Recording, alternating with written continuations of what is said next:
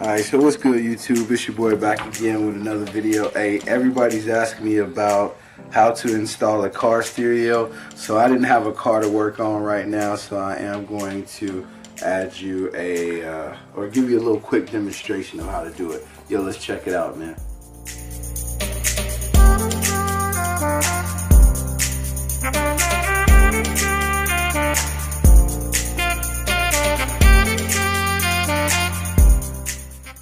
Alright, the first thing that you want to do, YouTube, is you want to unhook the battery from the car. Once you disconnected the positive battery terminal, then you can go into the car and you can start removing the old stereo.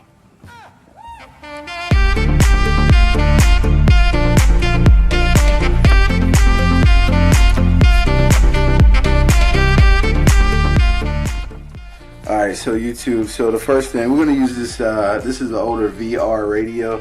I think I bought it from Walmart for little or nothing, but it'll work for the purpose that we have here. So most of your radios in the back, there you will have the clamp that you see there.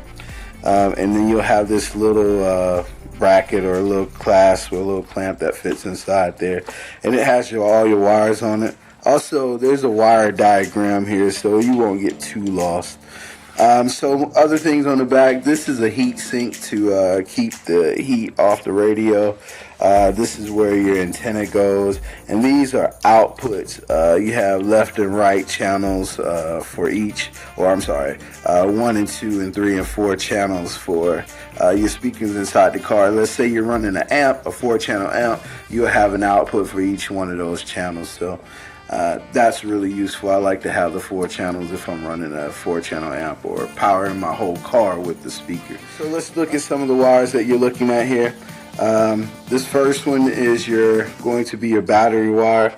This wire right here actually connects right to your battery, so it's going to be a constant power.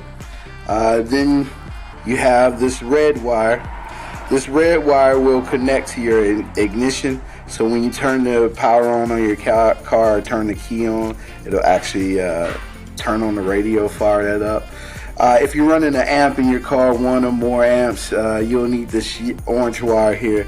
This orange wire will allow you to actually be able to power your amp on and off. So this is like a remote wire for your amp, so you don't have to actually remove the fuse and stuff like that. This one here is the black, if I can get all the others out of the way. This one is your black ground wire, and it will ground to the chassis of the car. It's simple as that. You just ground it to the chassis, or your car have a ground wire that comes out and you just twist it to that. And this one may apply on some, may not apply on all, but this is the panel light. This is actually the light panel, and what this does is you connect this to your car and it'll turn, like if you brighten or dim the display in your car, it'll do the same on the radio for you. Let me know in the comments if this helps you guys on what you need as far as connecting a radio.